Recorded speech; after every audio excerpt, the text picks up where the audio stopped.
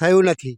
હું એવું કહેવા માગું છું હો કે આજે આ 4-5 દિવસથી આજે પાણી સારું પણ કકાટ કરવાનું, આજે પાણીની પાઇપલાઇન ગટર લાઈન તળાવમાં નાખી દીધી। તળાવની અંદર પાણી નહીં પીતા ભેંસો હો। તાત્કાલિક મામલતદાર ટીડીઓ સાહેબને તાત્કાલિક કહેવા માગું છું કે તાત્કાલિક આનો પગલાં ભરો હો। મારું નામ અરવિંદભાઈ ભુવનભાઈ પટિયા છે। હું દલાણી ગામનો રહેવાસી છું।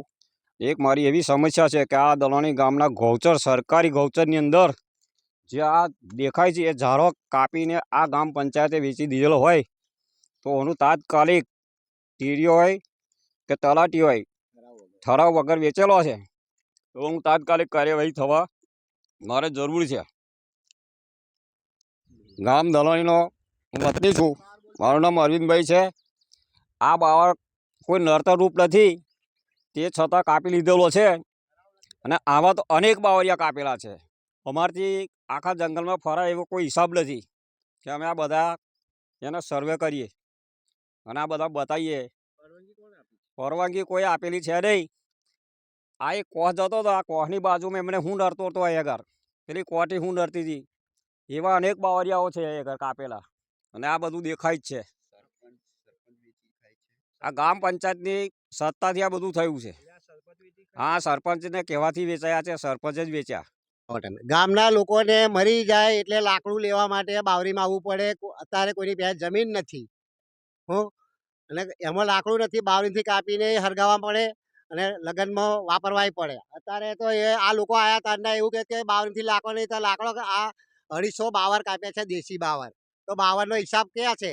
તલાટી એવું કે મેં ઠરાવ નહીં કર્યો એવું કહેવા માંગે તલાટી હો।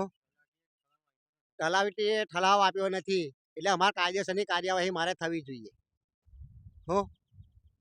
ટીડીઓ એંડોર ગામની ગૌચર જમીનમાં ઝાડ કાપવાના આક્ષેપો, તલાટી સામે ગ્રામજનોએ તપાસની માંગ ઉઠાવી। ટીડીઓ એંડોર ગામની ગૌચર જમીનને લઈને વિવાદ સામે આવ્યો છે।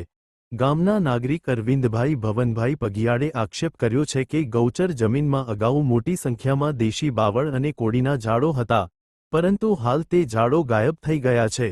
ગ્રામજનોના જણાવ્યા મુજબ અંદાજે 250 જેટલા ઝાડો હતા। અરવિંદભાઈએ જણાવ્યું હતું કે તલાટી દ્વારા સ્થળ પર જઈ પંચનામું કરવામાં આવ્યું હતું, પરંતુ પંચનામામાં ખોટી વિગતો દર્શાવવામાં આવી હોવાના આક્ષેપો કરવામાં આવ્યા છે। ગ્રામજનોનું કહેવું છે કે ગૌચરમાં દેશી બાવળ અને કોડીના ઝાડો હાજર હતા, જ્યારે તલાટી દ્વારા માત્ર ગલબાવળ હોવાનું જણાવાયું છે। ગ્રામજનોએ દાવો કર્યો છે કે તેમની પાસે પુરાવા ઉપલબ્ધ છે અને સમગ્ર મામલે નિષ્પક્ષ તપાસ થવી જોઈએ। તેમણે મામલતદાર, ટીડીઓ તથા ફોરેસ્ટ વિભાગ સમક્ષ રજૂઆત કરીને સ્થળ પર આવી વાસ્તવિક સ્થિતિની તપાસ કરવાની માંગ કરી છે। સ્થાનિક લોકોએ માંગ કરી છે કે જો પંચનામું ખોટું સાબિત થાય તો જવાબદાર તલાટી અને સંબંધિત અધિકારીઓ સામે કાયદેસરની કાર્યવાહી કરવામાં આવે। ગ્રામજનોએ વધુમાં જણાવ્યું કે આવી ઘટનાઓથી ગામલોકોનો તંત્ર પરનો વિશ્વાસ ડગમગી રહ્યો છે। હાલ સમગ્ર મામલે ગ્રામજનોએ ઉચ્ચ અધિકારીઓને લેખિત રજૂઆત કરીને વહેલી તકે કાર્યવાહી કરવાની માંગ કરી છે। આ સાથે આજની બધી મહત્વપૂર્ણ ખબરો પૂર્ણ થાય છે। તમે જોઈ રહ્યા હતા બરોડા આજતક લાઈવ, વિશ્વાસપાત્ર સમાચારનો વિશ્વસનીય સ્ત્રોત। હું છું રવિન્દ્ર। આપ સૌનો દિલથી આભાર। વડોદરા અને આસપાસની દરેક મહત્વપૂર્ણ અપડેટ માટે જોડાયેલા રહો અમારી સાથે। ફરી મળીએ નવી ખબર સાથે।